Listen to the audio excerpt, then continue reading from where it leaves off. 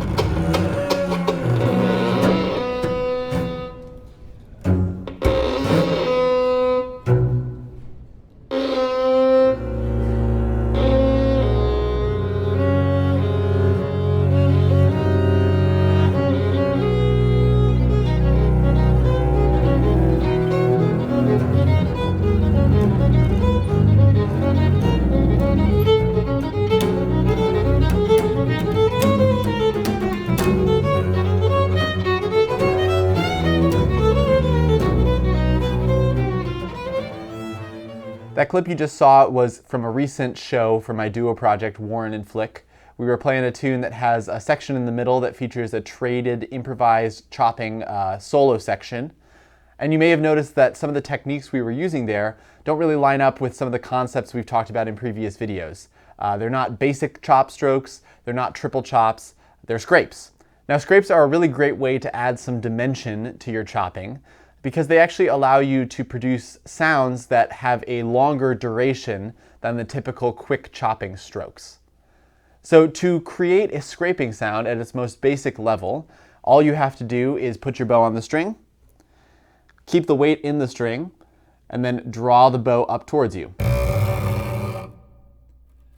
That sound of the bow moving parallel to the string is what's called a scrape.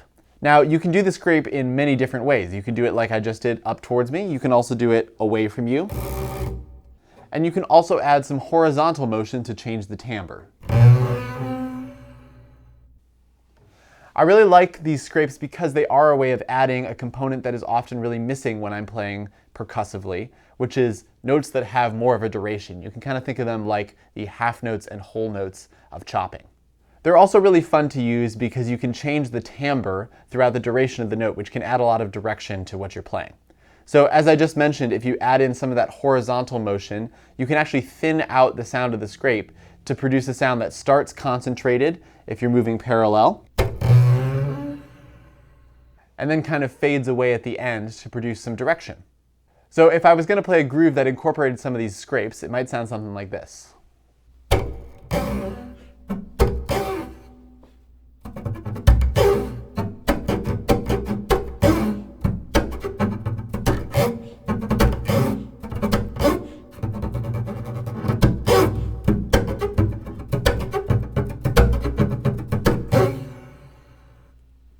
And as you can hear, these scrapes are a nice way of adding a lot of timbral variety and depth to what you're capable of doing percussively on the instrument.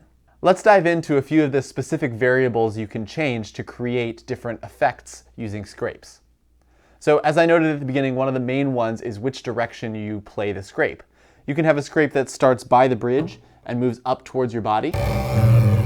And you can have a scrape that starts away from the bridge and moves towards it.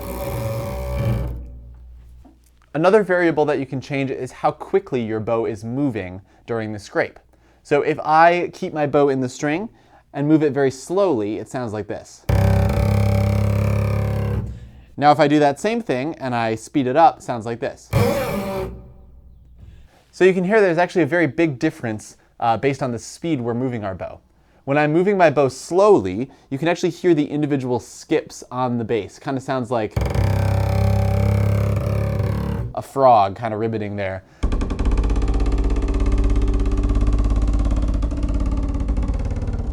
And then if you move quicker, it creates sort of a thinner, higher overtone sound.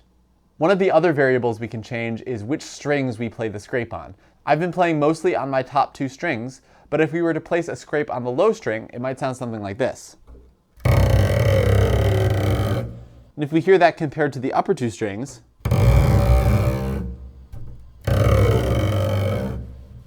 You can hear there's some slight differences in the timbre that we have. On the lower string, it gets a little bit of a lower pitch, a little bit more of a hollow sound, I might say, which might be an effect you want at some point. Another way of playing scrapes that I heard of from the great violinist Casey Dreesen, author of the Chop Notation Project, is something called a circular scrape. Now, this is not something I use that often in my own playing, but I think it's a really cool effect. And basically, it is doing both a scrape towards your body and away from your body in one motion, which results in this sort of circular motion on top of the strings. So the way he teaches it is you set your bow on the string and you pull towards yourself with some horizontal motion and then back around and put the weight at the end. So altogether, it sounds something like this.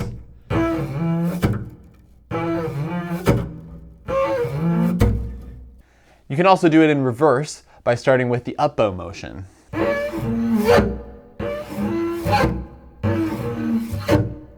Just another example of a way of evolving the timbre of a scrape throughout its duration. So as you may have gathered from watching this video, scrapes are a blanket term that we use to encompass all of the effects and sounds that we can't really classify under one of the more defined categories of chopping, like the basic stroke or triple chop. They're a really great way to get some dimension into your playing and some notes that can actually sustain and provide some development throughout their duration. I hope you enjoyed this lesson video exploring scrapes. Stay tuned for more videos. I also recently launched a Patreon page where you can support me in making more of these videos. If that's something you'd be interested in doing, please check out the link in the description below. There's lots of fun stuff over there, and we are planning on doing monthly workshops where we get together on Zoom to talk about bass, anything you're interested in. So thanks so much, and stay tuned for more.